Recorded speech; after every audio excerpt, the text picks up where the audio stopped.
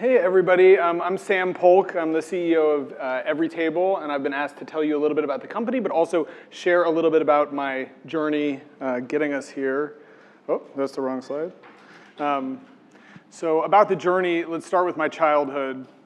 I'm just kidding. The only thing that you need to know about my childhood is basically I grew up sort of like paycheck to paycheck, struggling to make ends meet in my family. And so from a very early age, I had this deep sort of ambition to make enough money so that I could feel safe, basically. I grew up in Los Angeles, went to school in New York, and then afterwards went to a place that a lot of ambitious young men and women go, Wall Street, and spent basically 8 years climbing up the corporate ladder as a bond and derivatives trader at Bank of America. And then by the time I was 30, I was the senior trader at one of the largest hedge funds in the world. And life was pretty good. And then the crash hit. And it wasn't actually that we lost money. We were one of those squirrely hedge funds that was short the market, and so we were doing well. But I started to read about the jobs crisis and the foreclosures. And I also picked up Taylor Branch's 3-part series on Martin Luther King and the civil rights movement. And they're these like huge, thick tomes. But for whatever reason, I just poured through them. And there was one story in particular about the Freedom Riders, which, as most of you know, are activists who boarded buses in the North, both black and white, and headed down into the South to basically demonstrate that segregation, though it had been outlawed, was still in effect on the bus system. And what that looked like was pulling into Montgomery, Alabama, for example, into a bus station that was filled with an angry mob holding chains, bats, bricks. And these activists standing up, nonviolent activists, and striding out of that bus to take the beating they knew was coming, and it came. And for me, that courage was so powerful, but it also made me think that at that time there were people on Wall Street, working to make a buck. And it wasn't that I thought that was bad. I just felt like in some sense they had missed something, and that perhaps I was missing something too. Around that time, I was in a meeting with one of my billionaire bosses and several other traders, and we were talking about the new hedge fund regulations being proposed by Congress. And everybody in the room thought they were a terrible idea, but I didn't. So I said, wouldn't this be better for the system as a whole? And it was this terrible moment. Like the music had been shut off. And my boss leaned across the table and shot me this withering glare. And he said, Sam, I don't have the brain capacity to think about the system as a whole. I can only think about what's good for us and our business.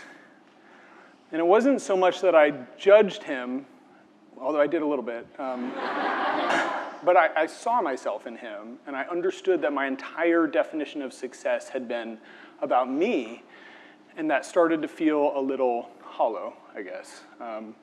And so that started this process for me, a month-long process of wrestling with the possibility of leaving this job that I worked my whole life to get to. But I eventually resigned from that job a few months later, and I had no idea what I was going to do. All I knew is that I needed to get away from the ambition and greed of New York City. So I decided to move to a place that has absolutely no focus on ambition and greed, Los Angeles. And I spent the next few years doing volunteer work and writing, some of which ended up as a front-page New York Times op-ed about leaving Wall Street. And I still sort of didn't know what I was going to do. And then one weekend, my wife and I sat down and started watching these food documentaries. So things like Food Inc. and Forks Over Knives. And there was one called A Place at the Table that was about how in the richest country in the world, millions of people don't know where their next meal is coming from, many of them children. And while that broke my heart, what really blew my mind was the argument the film made about the intersection of poverty and food, and described these areas called food deserts where there's very little fresh food for sale and tons of fast food. And partially as a consequence of that, rates of obesity, diabetes, heart disease, amputations, dialysis centers are all elevated, if not off the charts. And to show you a little bit about what that looks like, this is a map of Los Angeles, which has benefited from an explosion of sort of healthy restaurants and healthy concepts over the last couple of years, and you'll notice that they're all in certain locations and certain price points. And there's a big area in the center that's left out, and that happens to be one of the most dense areas of the city. And one of the neighborhoods in there is a place called South Los Angeles, formerly known as South Central, where per capita income is $13,000 a year, and life expectancy is a fully 12 years lower than Bel Air, for example. But there are businesses that do serve both of those areas, and very profitably. So coming to understand this quagmire, and when I say quagmire, one of the things you have to understand about this food issue is that it's very complicated. So it is about access and affordability, and it's also about education, and it's also about these deeply emotional sort of governors, things like stress, depression, childhood trauma, all elevated in underserved areas, all associated and correlated with unhealthy eating. So the first thing we did is started a nonprofit, Grocery Ships. This was the first ever Grocery Ships group in a church bungalow, or bungalow on the edge of a church parking lot in South LA. And the idea behind Grocery Ships was to help parents living in food deserts get themselves and their families healthy. And it was a program, basically 10 moms at a time, and it doesn't have to be moms, but it usually is, join a group where they meet once a week for 2 hours. And in that meeting is nutrition education, healthy cooking skills, fresh produce. But the groups are run not as a didactic lecture, but as a support group led by members of the community who've been through the group before, and where a lot of time is devoted to each person sharing about all the issues associated with family and food. And it was a very sort of like holistic, and it is a very holistic approach. And just to tell you about that first group, when I was sort of talking to these moms in South LA, I met this woman named Helen Langley. And I asked her why she was interested in participating, and she said that she was a retired school teacher, that she lived in a house with 5 kids, none of whom were hers. They were all the children of her brothers and sisters who were either incarcerated or living on the streets, homeless, drug addicts, and that she'd taken these kids in. And she said that these kids often only got to see their parents twice a year, the ones that were around. And that was on Thanksgiving and Christmas. They would be allowed into the house to take a shower, eat a meal with their kids, and then they would have to go. And she said that every time that happened, one of these kids would come up to her and say, "Helen, am I gonna end up like my mom?" And she would say, "No, you're gonna end up like me." And she took her responsibility to these kids so seriously, but she was getting sick and they were getting sick.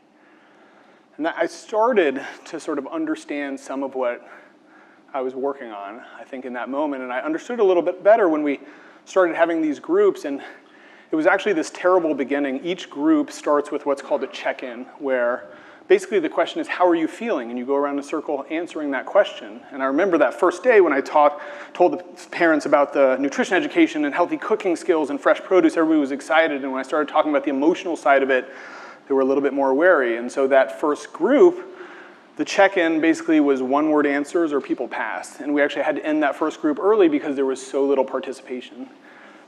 And the same thing happened the second time.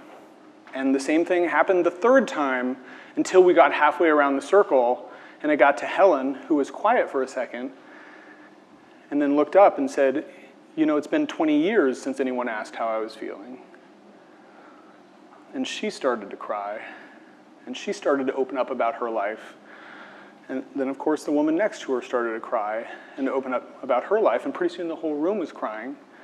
And that was the moment that a group of strangers became a group. And at the end of the 6 months, we had all these incredible sort of statistics about increase in fruit and vegetable consumption and decrease in fast food and decrease in BMI, and even emotional markers like increase of sense of connectedness and increase of self-esteem.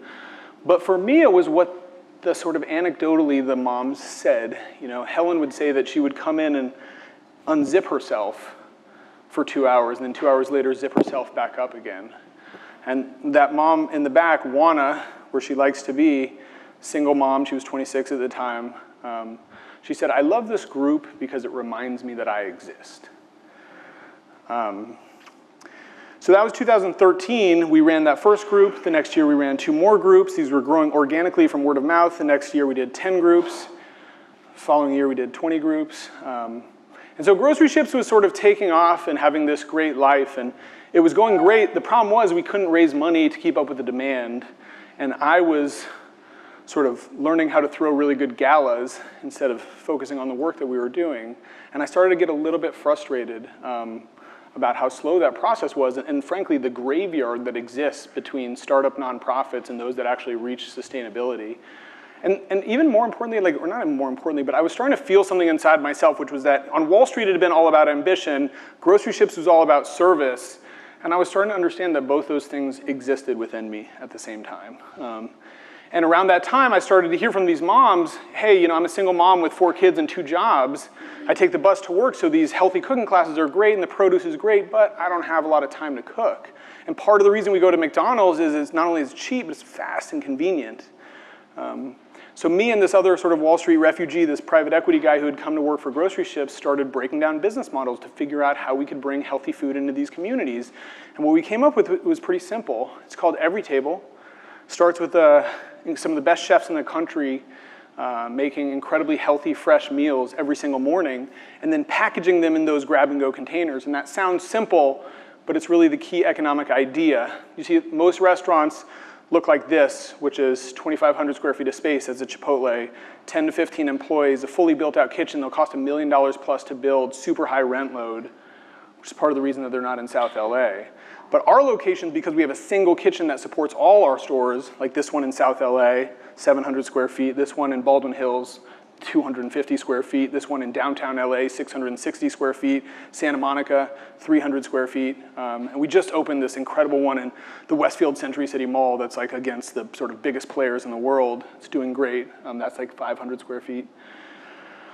And because of this cost structure, we knew that we could build this model that allowed us to sell healthy food at an incredibly affordable rate. But then we started to think about what affordability meant. And here's what I mean. The average fast casual meal costs $13. Folks in South LA, when you say $13,000 a year per capita income, what that actually means is like $1,200 a month in income, $800 a month in rent, $400 to make it to the end of the month every month, cupboards are bare. To that mom, there's a huge difference between a meal that costs $6 and one that costs $5 or $4. And folks on the west side are used to paying the 13 bucks. So if you could get cheaper than that, it'd be a good deal. So we implemented a variable pricing model where every store is meant to be profitable, just differently profitable.